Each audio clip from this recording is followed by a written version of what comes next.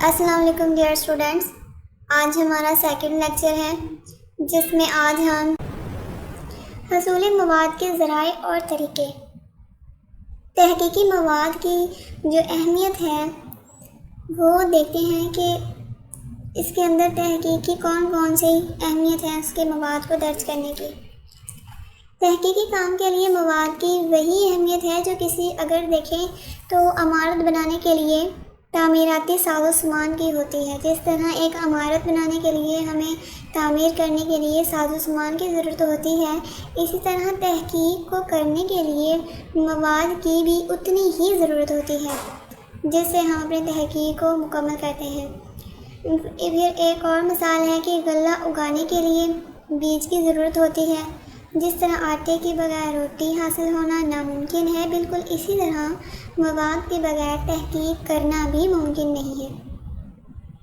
مواد کی جمع آوری اور تحقیق کا جو ابتدائی مرحلہ ہے، کسی موضوع پر مواد موجود ہوگا تو ہی محقق تحقیق کا آغاز کر سکے گا، اسے آگے بڑھا سکے گا، آخر کار اسے پایہ تکمیل تک پہنچا سکے گا۔ تحقیق میں مواد کی اہمیت کا اندازہ اس بات سے لگائیں گے کہ مواد کے بغیر تحقیق کسی بھی سرے سے شروع نہیں ہو سکتی۔ مواد کے حصول میں احتیاط کے پہلو۔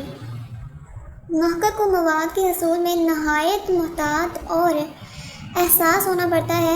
محقق اپنے موضوع پر ہونے والی ہر طرح کی علمی اور تحقیقی سرگرمیوں کو پیش نظر رکھتا ہے۔ جہاں کہیں بھی اسے مطلوبہ مواد ملے تو اس کو حاصل کرنے کی وہ کوشش کرتا رہتا ہے۔ جہاں سے بھی کوئی نکات ملے اسے جمع کر دیتا ہے۔ مواد کو جمع کرنے کے ساتھ ساتھ اس کو ترتیب دینا بھی ایک بہت بڑا کام ہے، جس کو ترتیب کو مد نظر رکھنا بھی بہت ضروری ہے۔ مواد کے حصول میں بعض اوقات مشکلات کا سامنا بھی کرنا پڑتا ہے، لیکن ان مشکلات سے گزر کر ہی وہ اپنے مواد کو حاصل کر سکتا ہے۔ حصول مواد کے ذرائع کہ کون سے ذرائع ہیں جن کے ذریعے مواد کو ہم حاصل کر سکتے ہیں تحقیق کے لیے۔ تحقیقی نگاری میں حصول مواد کے ان گنت ذرائع ہیں، آج کے دور میں تو اور بھی زیادہ ہو گئے ہیں۔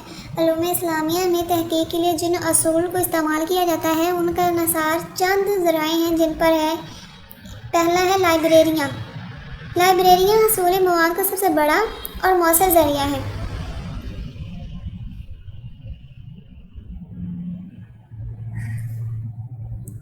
علوم اسلامیہ کی تحقیق کا زیادہ تر دار و مدار لائبریری پر ہوتا ہے۔ مختلف قسم کی لائبریریاں ہیں جن میں مختلف قسم کے مواد ہیں اور اس مقصد کے لیے استعمال ہوتے ہیں کہ اس میں محقق کو اپنی مطلوبہ علم حاصل ہو جائے، جس مطلوبہ جو مواد چاہتا ہے وہ اسے حاصل ہو جائے۔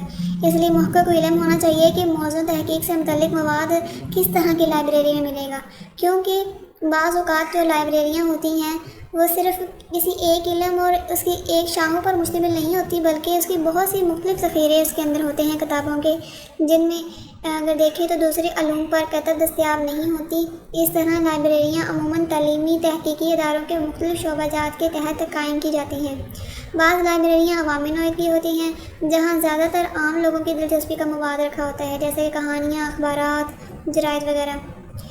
اس لیے تحقیقی نگار کو چاہیے کہ بڑے تعلیمی اور تحقیقی اداروں کا رخ کرے، جیسے کہ جامعات، مرکزی لائبریریاں وغیرہ۔ پھر ایسے موضوع کی مناسبت سے جیسا موضوع ہے اس موضوع کی مناسبت سے اہل علم سے ملاقات کرے، ایسے افراد سے ملے جن کے پاس اس موضوع کے متعلق کچھ مواد موجود ہو، یا پھر انہیں معلوم ہوتا ہے کہ یا اگر مواد نہیں بھی ہے ایسے فرد کے پاس تو انہیں یہ ضرور معلوم ہوگا کہ ایسا مواد انہیں کہاں سے ملے گا۔ تحقیق نگار کے لیے لائبریری اہم مقام حاصل ہے۔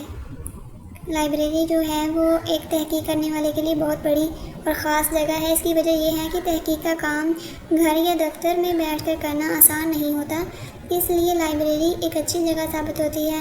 اکثر لائبریریوں میں فوٹو کاپیوں کی سہولت بھی میسر ہوتی ہے اور خاموشی کا ماحول بھی لائبریریوں میں ہی ملتا ہے، اور تحقیق ایک پرسکون ماحول میں بیٹھ کر ہی کی جا سکتی ہے۔ تحقیقی مجلات یہ دوسرا ذریعہ ہے مواد کو حاصل کرنے کا۔ یہ بھی بہت بڑا ذریعہ ہے۔ تحقیقی مجلات میں جدید اور قدیم تحقیقات کا بہترین مجموعہ ہوتا ہے۔ اس کے اندر کیا ہوتا ہے کہ جو جدید تحقیقات ہوئی ہیں وہ اور جو قدیم تحقیقات ہیں، ان سب کو اکٹھا کر کے ایک جگہ رکھا جاتا ہے جس کا نام ہے تحقیقی مجلات۔ محقق کو تحقیقی مجلے میں بعض اوقات اپنے موضوع کے متعلق مواد مل جاتا ہے اور مقالے کے حوالہ جات یا مصادر مراجعہ کی فہرست کو وہ ملاحظہ کر کے اس کے لیے مطلوبہ مواد تک رسائی بھی آسان ہو جاتی ہے، اور اسے یہ بھی معلوم ہو جاتا ہے کہ اس کی مطلوبہ کتاب کہاں سے اور کب چھپی ہے۔ اس طرح وہ کتاب کا جو ذاتی نسخہ ہے اس کے مواد کے مطابق وہ اسے حاصل کرنے کی کوشش کرتا ہے، جن کے مطالعے سے محقق کو تحقیق والے موضوع کے متعلق بہت سی معلومات بھی مل جاتی ہیں۔ اخبار جرائد تیسرا بڑا ذریعہ ہے مواد کو حاصل کرنے کا۔ اخبار تو چونکہ روز شائع ہوتے ہیں اس لیے تازہ معلومات اس سے حاصل ہوتی رہتی ہیں۔ اس طرح رسالے بھی ہیں جو کہ ہفتہ روز ہوتے ہیں، بعض 15 روز ہوتے ہیں، بعض ماہانہ روز بھی ہوتے ہیں، تو یہ اپنی اپنی نوعیت کے لحاظ سے ان میں مفید معلومات جو ہیں وہ شائع ہوتی رہتی ہیں۔ موضوع تحقیق کے لیے مواد کا اہم ترین حصہ بعض اوقات اخبار میں اور رسائل وغیرہ سے بھی مل جاتا ہے۔ مثلاً اگر ایک مثال لیں تو پاکستانی آئین میں شامل قرارداد کی مقاصد کی ترتیب اور تشکیل اور اس کے پس منظر کا مطالعہ کرنا ہو تو پھر اس کے لیے اسے کسی پرانے رسالے کو پڑھنا ہوگا جس کے اندر اس کی پاکستان کے آئین کی مکمل تفصیل پیش کی گئی ہو۔ تو اس وقت کیا حالات تھے جن میں یہ قرارداد کی ضرورت کا باعث بنے، اس طرح اس لحاظ سے تحقیق کا مواد اسے اخباروں سے اور رسالوں سے مل جاتا ہے۔ عامت الناس اب چوتھی سب سے بڑی جگہ جہاں سے اسے ایک محقق کو اپنی تحقیق کا مواد مل جاتا ہے وہ ہے لوگوں کے درمیان۔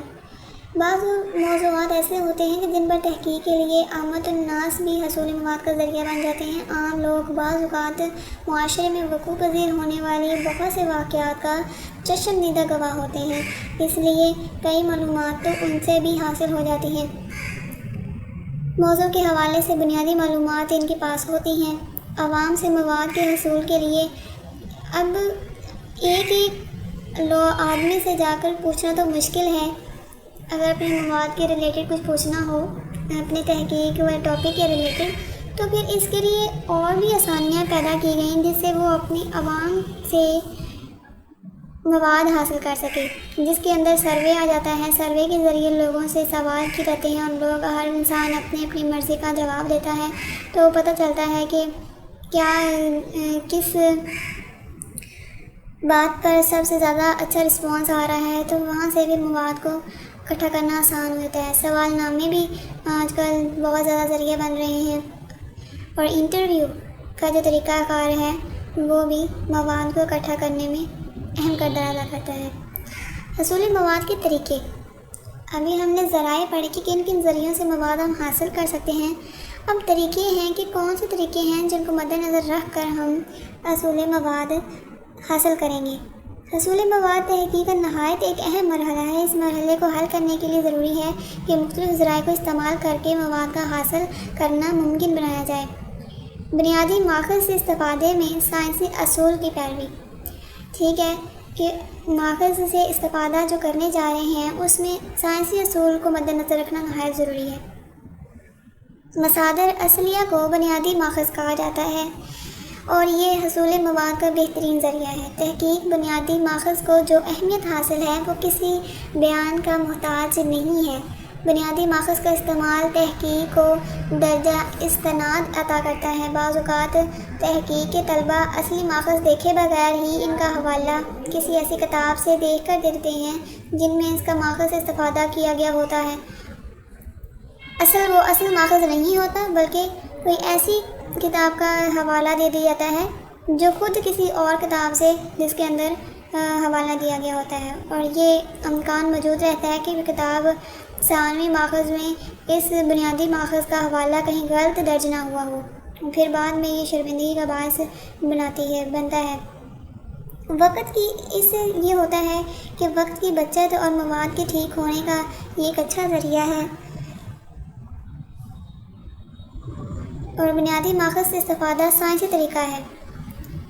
جبکہ اصل مصدر کو دیکھے بغیر ثانوی ماخذ سے اصل کا حوالہ دے دینا یہ غیر سائنسی طریقہ ہے، کیونکہ اگر آپ اصل مصدر کو ہی نہیں دیکھیں گے، اصل مصدر سے بات نہیں لیں گے اور بغیر دیکھے ہی آپ ثانوی ماخذ سے اس کا حوالہ دے دیں گے تو پھر وہ سائنسی طریقہ نہیں رہے گا۔ محققین جن چیزوں کو حصول مواد کے بنیادی ذرائع شمار کرتے ہیں ان میں شخصی شواہدات ہیں، تجربات ہیں، انفرادی تفتیش ہے، تلاش ہے، انٹرویوز ہیں، تعلیمی اور تحقیقی ادارے ہیں، مراکز ہیں، اخبارات وغیرہ شامل ہیں۔ محقق کو چاہیے کہ ان بنیادی ماخذ کا حوالہ کسی ثانوی ماخذ کی بنیاد پر نہ دے بلکہ سائنسی طریقہ کار کی بنیاد پر دے، اور اس لیے بنیادی ماخذ سے استفادہ حاصل کرنے میں سائنسی اصول کی پیروی ہونا ضروری ہے۔ سروے حصول مواد کے طریقوں میں سروے ایک خاص اہمیت رکھتے ہیں، اس لیے کہ ایک محقق کو سروے کے طریقوں پر بھی دسترس حاصل ہوتی ہے کہ جب وہ ضرورت ہو اسے حسب ضرورت جب بھی اسے ضرورت پڑے تو وہ سروے کے ذریعے مواد اکٹھا کر سکتا ہے۔ سروے کی بنیادی عام طور پر مفروضوں پر رکھی جاتی ہیں۔ عصری مسائل کا حل ڈھونڈنے کے لیے سروے کے ذریعے مواد اکٹھا کیا جاتا ہے، اور سروے کے دو طریقے ہیں، ان میں ایک طریقہ سوال نامے کا ہے اور دوسرا انٹرویوز کا۔ انٹرویو اور سوال نامے کے سروے کے طریقوں کے طور پر ان کو استعمال کیا جاتا ہے، اور یہ بھی حصول مواد اکٹھا کرنے کا بہت بڑا ذریعہ بنتے ہیں۔ سوال نامہ مواد اکٹھا کرنے کے لیے ایک محقق ایک جامع سوال نامہ تیار کرتا ہے۔ سوال نامے کی تیاری کا ایک طریقہ یہ ہے کہ ہر سوال کے تمام جواب اس کے آگے تحریر کر دیے جاتے ہیں، اور جواب دینے والے لوگ اپنی پسند کے جواب جو ہیں وہ منتخب کر لیتے ہیں، یا پھر دوسرا طریقہ یہ بھی ہے کہ جوابات کے لیے خالی جگہ چھوڑ دی جاتی ہے تاکہ جواب دینے والا شخص اپنے الفاظ میں جواب لکھ سکے۔ سوال نامے کی زبان جو ہے وہ انتہائی سادہ ہوتی ہے تاکہ ہر ایک عام انسان بھی اس کو سمجھ سکے اور اپنی پسند کا جواب دے سکے، اور اس کی جو تیاری ہے اس بات کا خیال رکھا جاتا ہے کہ کم سے کم وقت میں سوالوں کا جواب دیا جا سکتا ہو، زیادہ لمبے سوال نہیں کیے جاتے، اور سوال نامہ تیار کر کے اس کی فوٹو کاپی بنائی جاتی ہے اور انہیں لوگوں میں بھی تقسیم کر دیا جاتا ہے جو جواب دینے کے لیے تیار ہوتے ہیں ان لوگوں میں، اور ان کو تحقیقی تیاری میں استعمال کیا جاتا ہے۔ انٹرویوز تحقیق کرنے کا ایک طریقہ انٹرویوز بھی ہے۔ انٹرویوز کا طریقہ یا تو کسی عمومی مسئلے کے بارے میں ہوتا ہے، یا کسی واضح چشم دیدہ گواہوں کی شہادت ہوتی ہے، یا پھر ریکارڈ کرنے کے لیے استعمال کیا جاتا ہے، یا پھر کسی ماہر علمی شخصیات علمی فکری مسئلے کے بارے میں انٹرویوز دیا جاتا ہے۔ دوسری صورت میں محقق پہلے متعین شخص سے ملاقات کا وقت حاصل کرتا ہے اور پھر مقررہ وقت پر تحریری سوال ناموں کے ساتھ اس مقام پر پہنچ جاتا ہے، اور محقق جو ہے وہ اپنے سوالات ایک ایک کر کے اس شخصیت کے سامنے پیش کرتا ہے اور جواب کو قلم بند کرتا رہتا ہے۔ بہتر تو یہ ہوتا ہے کہ انٹرویوز کو قلم بند کرنے کے ساتھ ساتھ ریکارڈ بھی کر لیا جائے۔ انٹرویو سے حاصل شدہ معلومات کو نہایت احتیاط سے حاصل کرنا چاہیے۔ محقق کو اس بات کا خیال رکھنا بھی ضروری ہے کہ انٹرویو دینے والی شخصیت کی طرف سے کوئی ایسی بات منسوب نہ کر دے جو اس نے نہ کہی ہو، جو بعد میں تحقیق پر بہت برے اثرات مرتب کرتی ہے۔